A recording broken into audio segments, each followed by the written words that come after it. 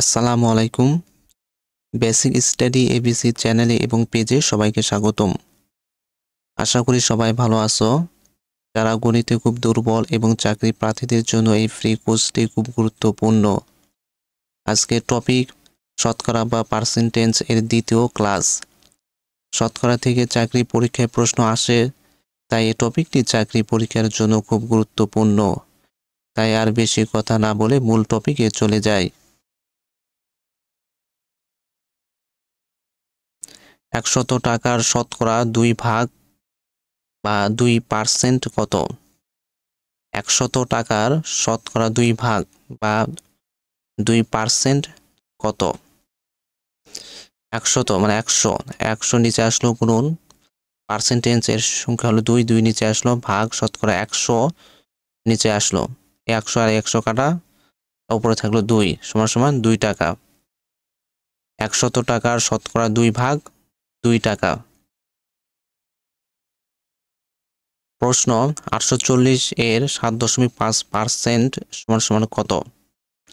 840 এর 7.5% সমান কত? 7.5কে প্রথমে আমরা সাধারণ ভগ্নাংশে দশমিক থেকে সাধারণ ভগ্নাংশে রূপান্তর করব। 7.5 সমান মনে করবে এখানে দশমিক নাই, তাহলে সংখ্যাটি দাঁড়ালো 75 উপরে গেল, ভাগ দশমিকের পরিবর্তে 1 বসলো, দশমিকের পর একটা সংখ্যা আছে, তাই একের পর একটি শূন্য হলো। আমার সাধারণ ভগ্নাংশটি 10 ভাগের 75 অংশ। 840 নিচে আসলো, গুণন 7.5 পার্সেন্টেজের সংখ্যা হলো 7.5 নিচে আসলো, ভাগ শতকরা 100 নিচে আসলো, সমান 840 গুণন 7.5 সমান 10 ভাগের 75%, 10 ভাগের 75 অংশ, 75 নিচে আসলো, ভাগ 10 নিচে আসলো, গুণন 100 নিচে আসলো। 840 আর 75 গুণ করলে হয় 63,000, 63,000 নিচে আসলো, ভাগ 10 আর 100 গুণ করলে হয় 1000, 1000 নিচে আসলো। প্রথমে শূন্যগুলো কাটতে হবে, এই শূন্য শূন্য কাটা, এই শূন্য শূন্য কাটা, এই শূন্য শূন্য কাটা, উপরে থাকে 63 সমান 63। 840 এর 7.5% সমান হলো 63। 15 টাকার 7% কত? 15 টাকার 7% কত? 15 নিচে আসলো, গুণন পার্সেন্টেজের সংখ্যা 7 নিচে আসলো, ভাগ শতকরা 100 নিচে আসলো। 7 100 ভিতর যায় না, 15 100 ভিতর যায় না, তাই 15 আর 7 গুণ করতে হবে। 15 আর 7 গুণ করলে হয় 105, 105 নিচে আসলো, ভাগ 100 নিচে আসলো। 100 105 ভিতর যায় হলো 1.05। এটি বের করা খুব কঠিন, তাই সহজভাবে এই মানটি বের করব। উপরের সংখ্যাটি 105 আছে, 105 আমরা নিচে নিয়ে আসলাম। এই 105 এর কোথায় দশমিক বসবে সেটি বের করার জন্য নিচের সংখ্যাটির প্রতি লক্ষ্য রাখতে হবে। নিচের সংখ্যাটির ভিতরে শূন্য আছে কয়টি? 2টি, তাই ডান পাশ থেকে 2টি সংখ্যার পূর্বে দশমিক বসবে। এখানে 1 2, তাই 2টি সংখ্যার পূর্বে দশমিক বসেছে, সংখ্যাটি দাঁড়ালো 1.05।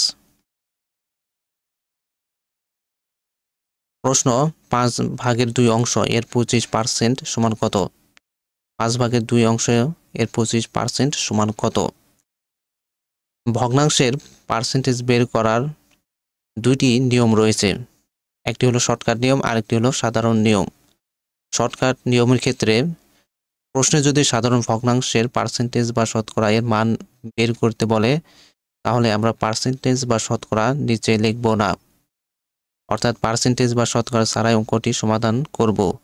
এরপর অঙ্কটির উত্তরকে দশমিকে রূপান্তর করব। দশমিকে রূপান্তর করার নিয়ম হলো পার্সেন্টেজ বা শতকরা এর জন্য সংখ্যাটির 2 ঘর পূর্বে দশমিক হবে। প্রথমে আমরা শর্টকাট নিয়ম দেখব। শর্টকাট নিয়ম 5 ভাগের 2 অংশ, এই ভগ্নাংশটি নিচে আসলো, গুণন পার্সেন্টেজ এর সংখ্যা হলো 25, 25 নিচে আসলো, 5 25 এর ভিতর যায় 5 বার, 5 5 25, উপরে থাকলো 5 আর 2, 5 আর 2 গুণ করতে হবে, 5 2 10 সমান 10।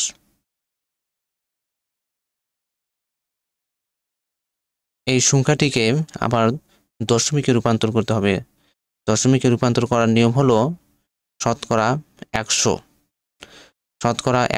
শতকরা এর জন্য সংখ্যাটির 2 ঘর পূর্বে দশমিক হবে। ডান দিক থেকে দুটি সংখ্যার পূর্বে দশমিক হবে। তাহলে 1 2 দুইটি সংখ্যার পূর্বে দশমিক হবে, তার পূর্বে একটি শূন্য হবে। 1 2, হ্যাঁ, এই দুইটি পূর্বে দশমিক বসেছে, তার পূর্বে একটি শূন্য বসেছে, অথবা থাকতে পারে 0.1। এভাবেও অঙ্কটি উত্তর থাকতে পারে।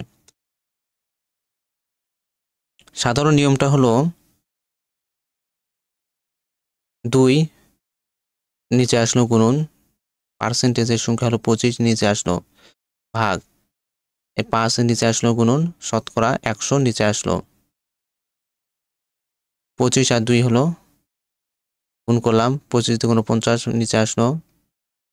5 আর 100 গুণ করতে হবে, 5 আর 100 গুণ করা হয় 500, 500 নিচে আসলো। এই 0 আর 0 কাটা যায়, তার উপরে থাকলো 5, নিচে থাকলো 50। 5 50-এর ভিতরে যায় হলো 10 বার, তাহলে উপরে থাকলো 1,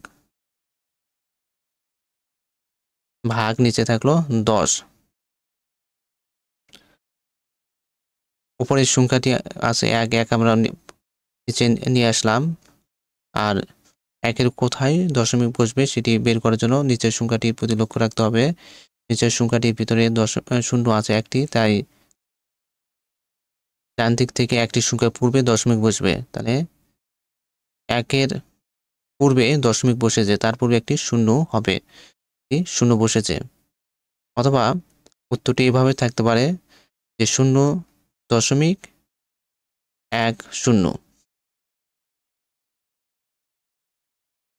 আজকের টপিকের আলোচনা এই পর্যন্ত শেষ। আমাদের এই টপিকের তৃতীয় ক্লাস দেখার জন্য সবাইকে আমন্ত্রণ রইল। আর যদি অঙ্কটি ভালো লাগে তাহলে অবশ্যই লাইক এবং শেয়ার করুন।